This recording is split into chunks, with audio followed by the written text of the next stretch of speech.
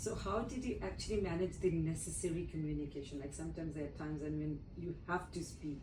So were there any moments where you needed to speak, and how did you manage that? Yes, I did. And how I managed those was because I had spent nearly up to 65 days in silence. I found that those moments when I had to speak, I was coming from a sense of inner peace. And so I would wait until everybody around me had spoken. And like I said, I would listen very carefully and then choose my words in that flow state and say little, but whatever I said, I found was being heard more. And you probably know this as a mother. When you keep telling your children, for example, do your homework, do your homework, do your homework, they never do your homework. But when you step away from that and you allow them to even make the mistakes or not do their homework, they'll automatically start doing the homework. It's almost like a reverse psychology. And it's like energy and presence speaks before you even have to open your mouth. So I spoke. When it was an emergency or a necessary thing or anything was happening, you speak, but you're speaking from a sense of presence and awareness. So it's not avoiding the unnecessary speaking or talking Yes. that you already said Yes. before.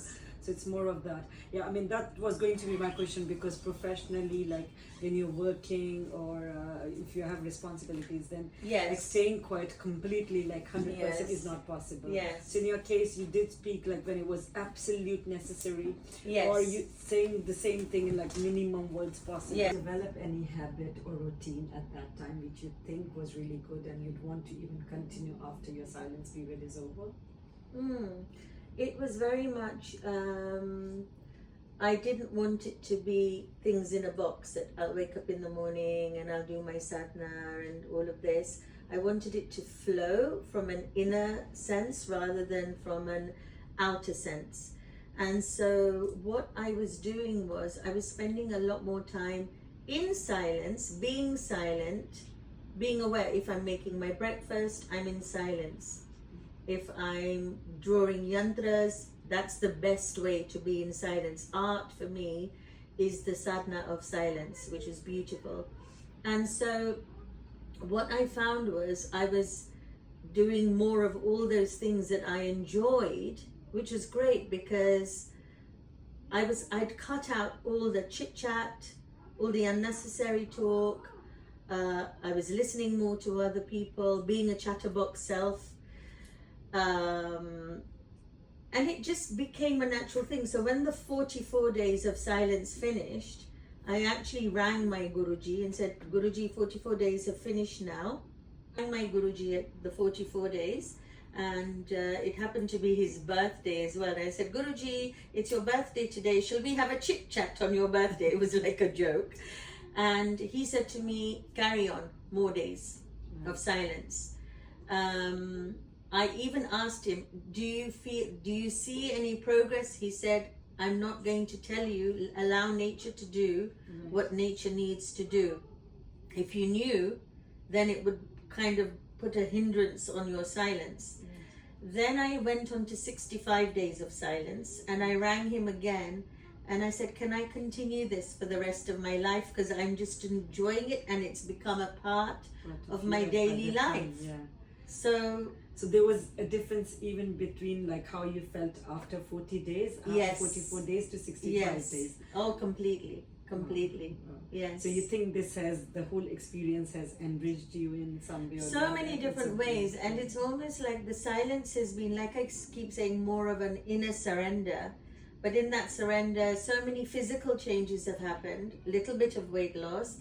I've even had my hair cut. I mean, I was growing my hair, but it's almost like a letting go of things that don't serve you anymore.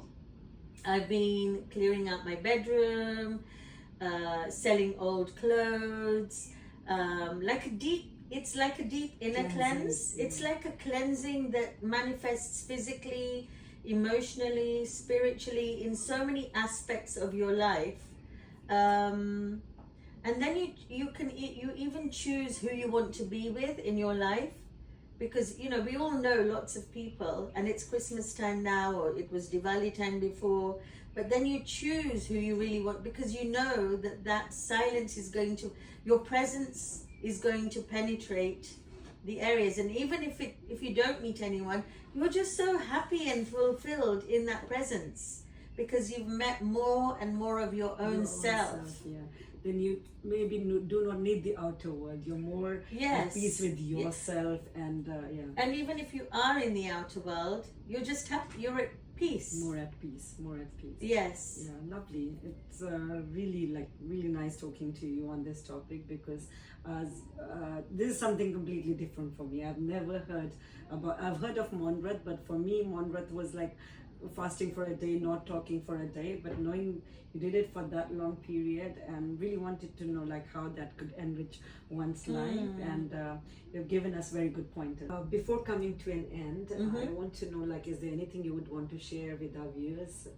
Tell them anything about like how you felt, or you want to encourage them to do this, or anything you want to share with them? Yeah. I think in life we become consumers, and consuming not only the food we eat, but the things we buy or the things we gather. And actually we think we need to become something by having all these things, be it cars, watches, jewelry, so many things we gather in life. And now that I'm becoming older and approaching my 60s, I'm unraveling all these things from my life. And I feel very much, especially after being in these long periods of silence, it's not the becoming, it's actually the unbecoming and the unraveling, the slow detachment from things, but not in a forceful way, in a way that you're actually attaching more to your antaratma, your inner presence, your inner light, your inner guru, that is your guiding soul, that's going to take you into your next life. And if we can just imagine our own coffins when we're going, we're not going to take anything with us at all apart from our soul, which is everything, which is the full light. And so surrendering to that through silence, through breathing, through presence, is really a wonderful thing that anyone can start at any age. You don't have to be my age to start it.